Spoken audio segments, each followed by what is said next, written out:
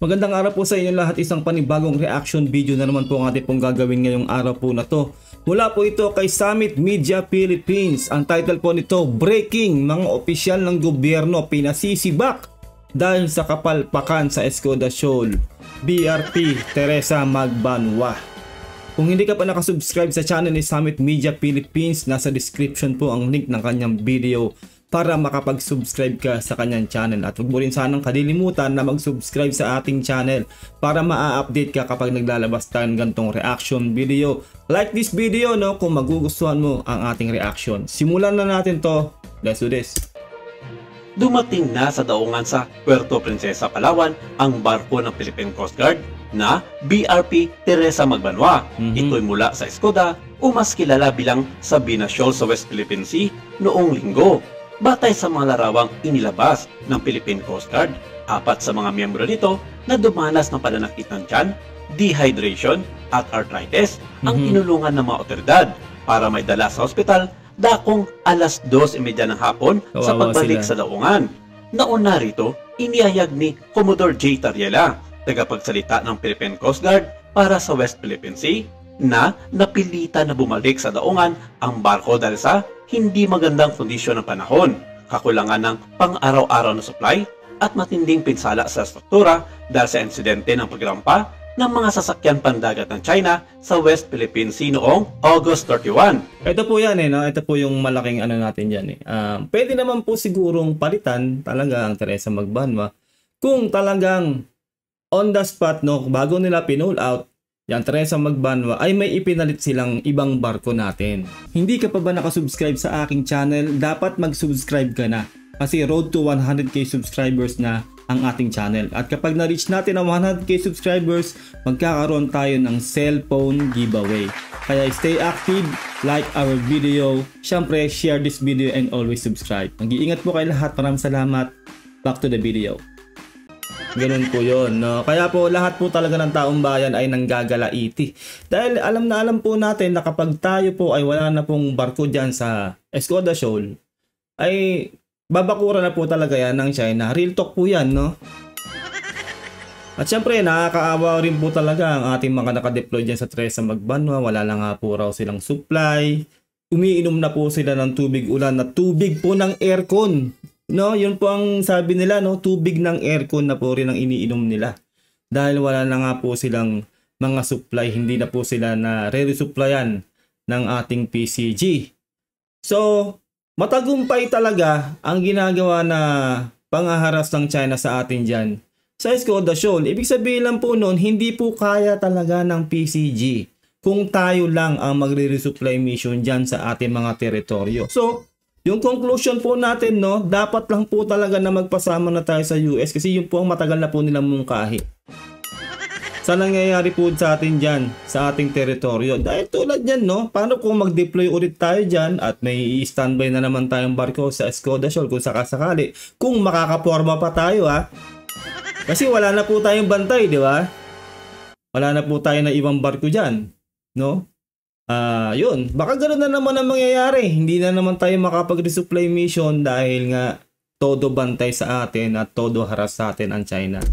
Ang kanyang naging payag sa X na dating Twitter, while committed to her mission at Escoda Shoal, BRP Teresa Magbanwa was compelled to return to port due to unfavorable weather conditions, depleted supplies of daily necessities, and the need to evacuate personnel requiring medical care. This has been further complicated by the structural damage to the vessel resulting from the deliberate ramming by the Chinese Coast Guard on August 31, 2024. Actually, nakakaawa talaga yung ating mga mga na-deploy diyan sa Teresa Magbanwa kung umabot na nga po sila ng ng dehydration. Meron po talagang naka-dextrose na po talaga sila nung talagang umuwi sila sa Palawan, di ba? At yung nga, nag-boodle fight sila kasi gutom na po talaga sila. Ganun po, So, ibig sabihin lang po na hindi na po uubra talaga yung diskarte natin kung tayo lang. Sa susunod po na magde-deploy na naman tayo dyan, ganyan na naman po mangyayari sa ating mga i-deploy na mga sundalo dyan o mga PCG dyan sa Escoda Shoal kung makakabalik pa tayo. Sipin yun, Kasi sobrang hirap na hirap po sila. Ibig sabihin lang po noon, kung hindi tayo nakapag-resupply mission, kahit nga po yung helicopter airdrop, isang beses nga lang yata nangyari yon na nag-success po tayo doon pero hindi na po naulit, no? Ay kawawa po talaga ang ating mga i-deploy dyan sa Skoda Shoal kung ganyan po ang mangyayari sa susunod. At yun nga po, bumaba ang moral ng buong sambayanan dahil po sa pag-pull out talaga ng Teresa Magbanwa ng walang kapalit na barko. Yun po kasi yung pinakamatindi doon no? Pero may paliwalag po talaga dyan si Commodore J. Tariela Sa hiwalay na pahayag, kinumpirma ni Liu Dichun, tagapagsalita ng Chinese Coast Guard o CCG, na umatras ang barko ng Pilipinas sa Shoal noong linggo ng hapon. Dahil alam nila na bumigay ito dahil sa hindi kinaya ang pagigipit nito ng kanilang pwersang pandagat na pumapalibot sa nasabing barko ng Philippine Coast Guard. Yan po ay nagbubunyi talaga ang China, no? Ganun po talaga yung interpretasyon nila dyan, no? Kasi, syempre, alam no? Malaking bagay sa kanila yan na naitaboy tayo dyan. O napauwi ng Teresa Magbanwa dyan sa kiniklaim nilang teritoryo nila na Skoda Shoal. Diba? Ganun po talaga. Wala po tayong dyan, hindi po natin marirebat dyan dahil parang ganun talaga po yung kalalabasan sa kanila, no? Sa part nila. Ipagbubunyi talaga ng bansa nila yan o ng gobyerno nila. Kasi po umatras po ang Teresa Magbanwa ng walang kapalit na barko. Ganun po yun, no? Kaya ibigay na natin sa China yung pagse-celebrate nila na yan dahil ganun po ang interpretasyon talaga nila dyan. Which is kung hindi man talaga ganun ang natin dahil nga meron tayong kailangang emergency dahil na-dehydrate ang ating mga na-deploy na sundalo at PCG dyan sa Teresa Magbanwa, ay hindi po ganun ang interpretasyon talaga ng China. Mas lumakas po yung kanilang loob, no? At marami pong expert na nagsabi dahil nga po hindi natin pinalitan ng Teresa Magbanwa bagong pinulout dyan, ay mas iigting ang kanilang will, no? Na harangan yan o hadlangan tayo na pumasok dyan sa Skoda Shoal. Ganun po yan. Inakusahan din ng opisyal ng CCG ang BRP Teresa Magbanwa ng iligal na pagdetine at pag-okupa sa Xianbianjiao o Skoda Shoal ng 5 buwan mula pa noong April 17. Saad niya, we warned the Philippine side to stop inciting, hyping up, and risking infringement, and to work towards the same direction as China to uphold the seriousness and effectiveness of the declaration on the conduct of parties in the South China Sea. China has indisputable sovereignty over the Nansha Sundao, including Xiaobinjiao and the adjacent waters. Grabe, no? Indisputable daw yung nila dyan, no? Sovereignty nila dyan sa yan sa West Philippine Sea particularly, no? Grabe itong mga to, no? Ang pinangahawakan kasi nila, no? Declaration on the conduct of parties in South China Sea. Doon po sila lang hahawak hindi po sa UNCLOS, no? Kaya po wala po silang respeto talaga sa UNCLOS. Nilalabag nila yung international law kasi may sarili po silang paniniwala talaga na kanila po talaga yung buong South China Sea kuno nila na sinasabi, no? Dahil po doon sa 10-dash line nila. The Chinese Maritime Police will continue to carry out right protection and law enforcement activities in the waters under China's jurisdiction in accordance with the law and resolutely safeguard China's territorial sovereignty and maritime rights and interests. Marami tuloy sa mainland China ang natuwa at para sa kanila, isa itong tagumpay para sa kanilang sandataang lakas at walang duda na may karapatan ang China kaysa sa Pilipinas na basta-basta na lang nangunguha ng hindi sa kanila. Tama? Ang lumalabas dito ay tayo po ang nabaliktad. Sa isang pagkakamali lang natin, no? Tayo po ang nabaliktad. Which is paniniwala po yan ng China, no? Kasi isang malaking tagumpay sa kanila yan kasi nag-pull out kang Teresa Magbanwa nang walang kapalit. No, yun po Kaso nga lang tayo po yung may totoong karapatan dyan dahil po dun sa arbitral ruling. Kaso nga lang kung hindi natin paninindigan na atin ang teritoryong yan at yun nga nag-pull out ng walang kapalit, ay ganun po yung mangyayari talaga na mas lalong iigting ang pagbabantay dyan ng China. Yung reclamation po, sinasabi po ni Commodore J. Tariela na yung sa Mystic Reef na nakuha na po ng China ay 4 years daw po bago na reclaim. At yung iba pa pong teritoryo. Ang po rito, ang usap po dito, na-reclaim pa rin. Ibig sabihin, nakuha pa rin nila yung mga teritoryo natin na yun. Hindi po usap dito yung kung gaano katagal No, kung 4 years, 5 years, isang minuto lang yan. Ang problema dito, nakuha nila yung mga teritoryo natin na yon, no? Kasi ang ipinupunto po kasi ni J. Tariela, ni Commodore J. Tariela, no, na hindi naman daw basta marireclaim ng China ang ating mga teritoryo kung ilang araw lang daw tayo, ilang buwan lang tayo mawawala dyan sa ating teritoryo sa Escoda Shoal. Hindi naman po yun eh. Diba? Siya na po nagsabi, 4 years na reclaim ang ibang teritoryo natin, pero nakuha pa rin. Ibig sabihin po nun, diba? Nawala pa rin sa atin yung mga teritoryo na yon. So anong dapat gawin? No, dapat talagang bantayan natin ang ating mga teritoryo. Kailangan po ng presence ng ating mga barko dyan. Kaya po lahat po talaga ng mamamayang Pilipino ay nagagalit dahil bumaba po ang moral ng mga Pilipino dahil pinulaut ang Teresa Magbanwa nang walang kapalit. So anong mangyayari? Diba? Kaya ilang taon pa yan na pwedeng ma-reclaim nila o makuha nila ang ating teritoryo. Makukuha at makukuha. Yun ang ano dun, usapin dun. No? Kaya malaking ano talaga eh, malaking dagok to sa PCG dahil po yung trust rating po ng mga mamamayan po ang baba-baba na po, sobra-sobra. No? Hindi po natin inaano yung pangangailangan po ng mga PCG nating na-dehydrate ha.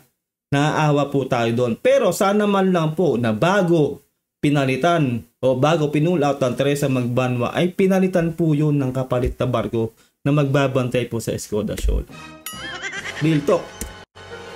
Nagbunyi ang mga ito at nagpasalamat na sa wakas ay naitaboy nila ang nag-iisang barko ng Pilipinas na sinasabing nag-akupa ng kanilang pag-aaring atol na matatagpuan sa West Philippine Sea at hindi raw dapat malitin ng ibang bansa ang kanilang kakayahan para sugpuin ang anumang mga balakid gustong gawin na paglupad ng kanilang batas, batay na rin sa kanilang 9-dash line na hindi naman kinikilala bilang legal ng international community. Tama, yun po talaga yung pinaniniwalaan nila eh, yung 10-dash line nila na yan, no? 9-dash line dati, naging 10-dash line na.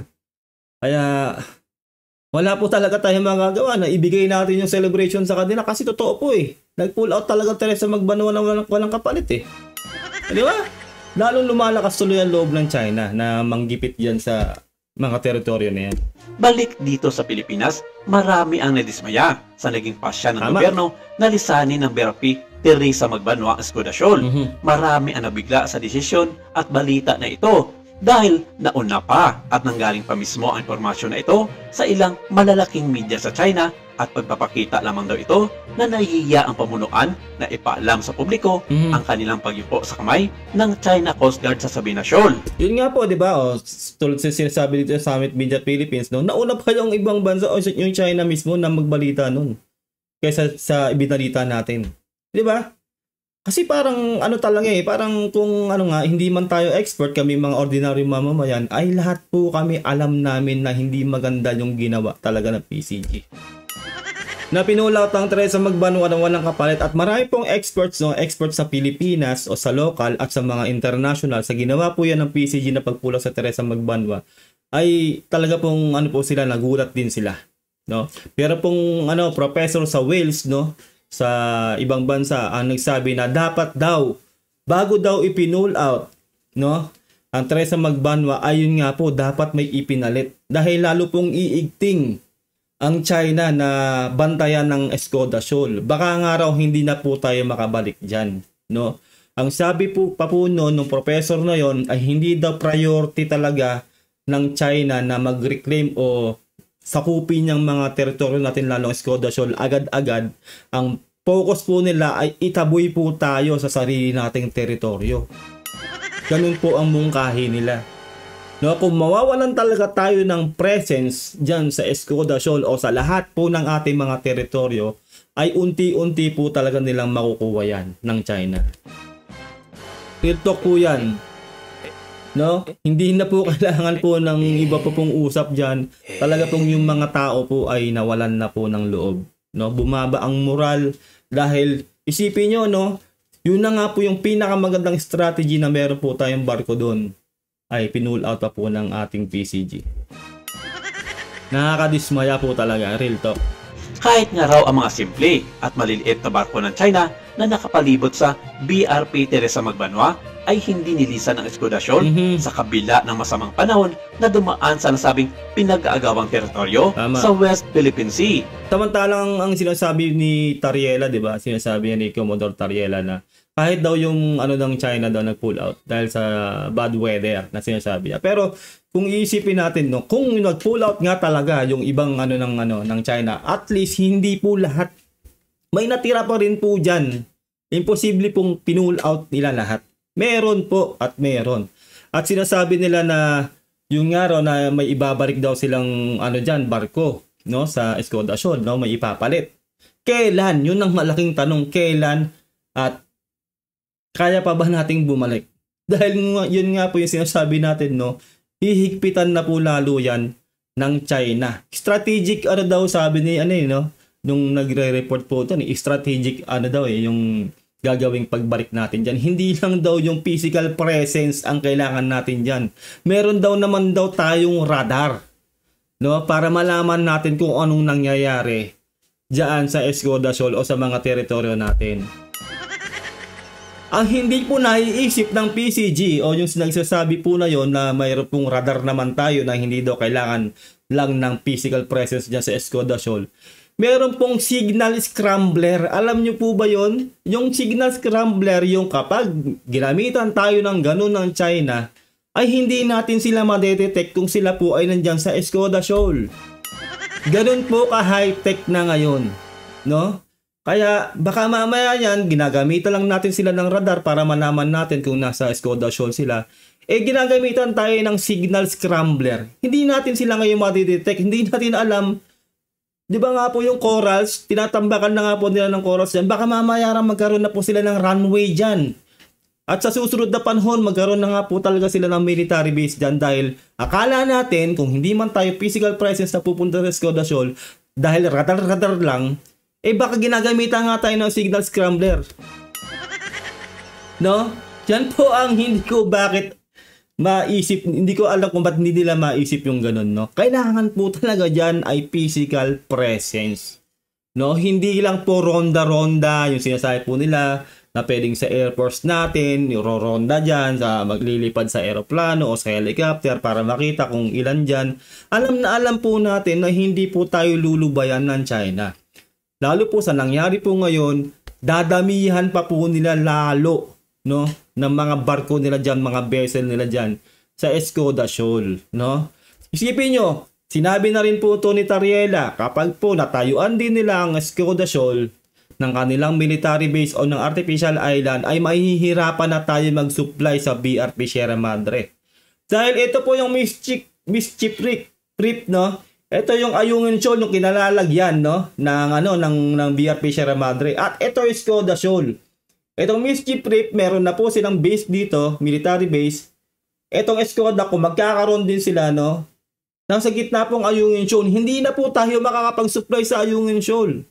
Ganun po yung mangyayari. Sa kanya na po nanggaling yan. Kaya hindi ko po maintindihan o hindi natin maintindihan kung bakit hindi sila nagpalit ng barko bago nila pinull out ang Teresa Magbanwa.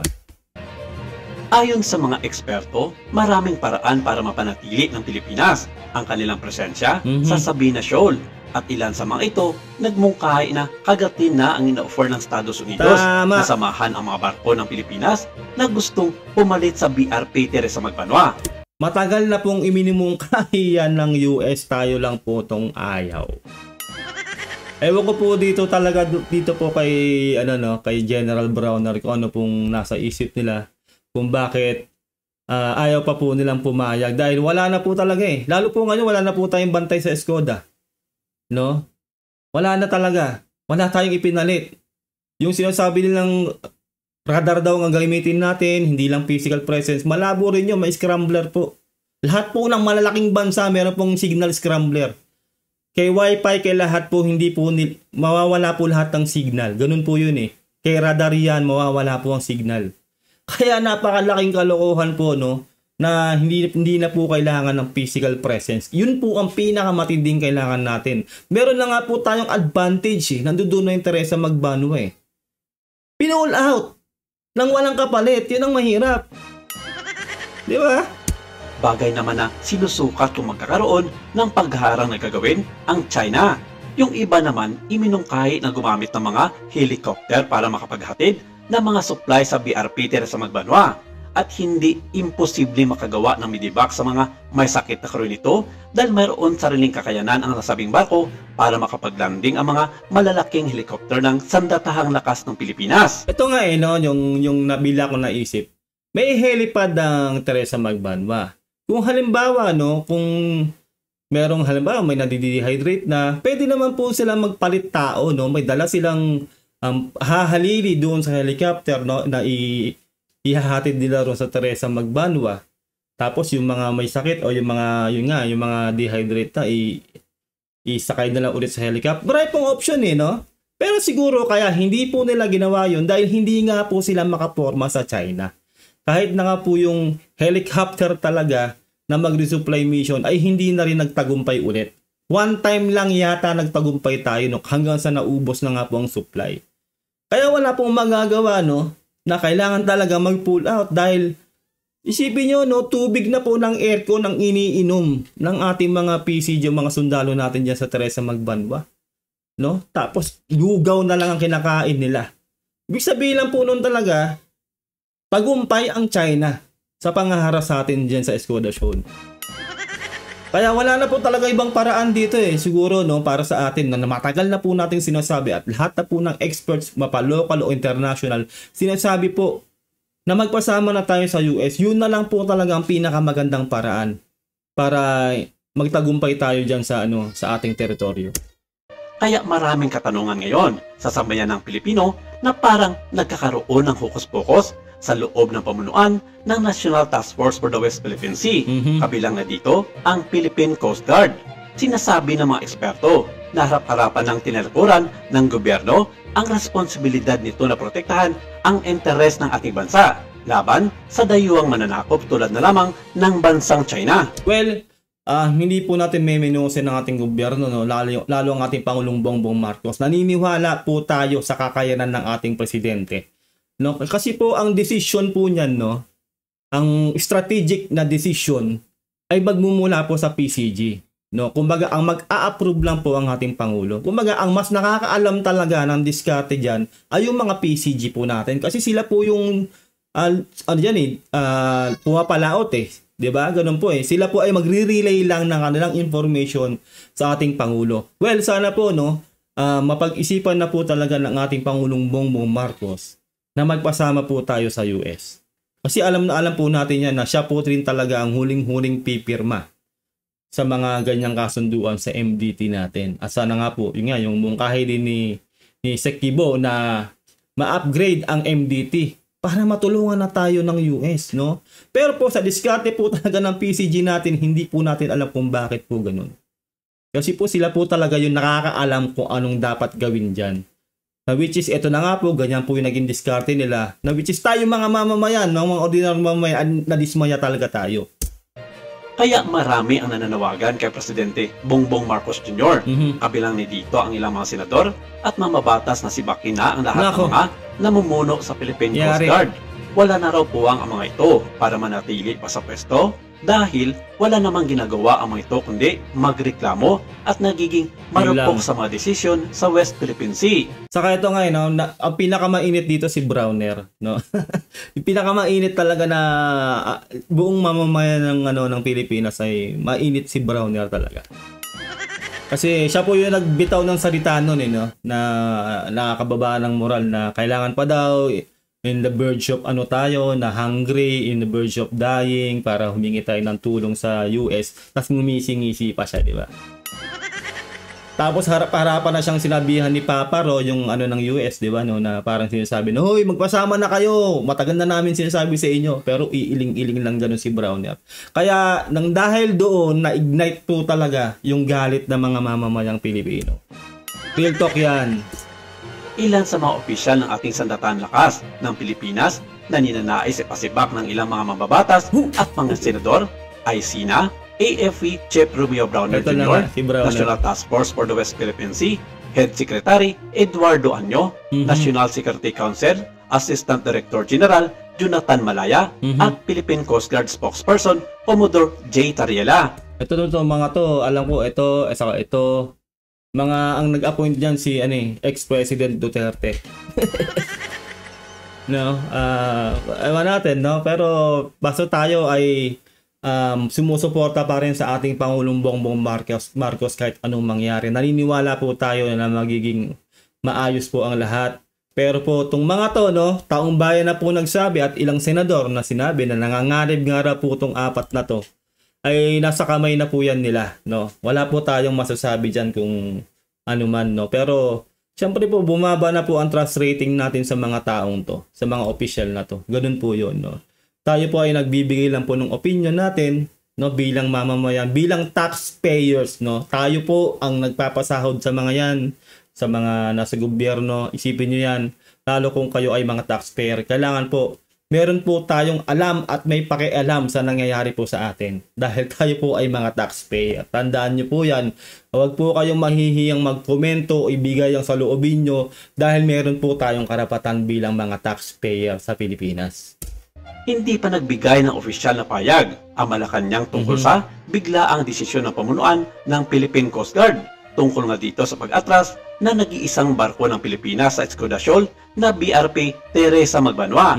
Inaasahan na magalit na mamamayang Pilipino na makabibigay ng kanyang rekomendasyon ang Pangulo para palitan ang mga responsabling tao na nangasiwa sa pagbabantay ng ating karagatan sa West Philippine Sea. Maraming salamat. Ito lang muna ang ating update for today. Ating pong nagawa ng reaction video, napakagandang video ni Summit Media Philippines. Mag-subscribe po kayo sa kanyang channel, nasa description po ang link. Anong saloobin mo, mag-comment ka po dyan sa comment section, ilabas mo ang samaan ng loob mo dyan, kung ano pong gusto mong ilabas dyan, i-commento mo lang.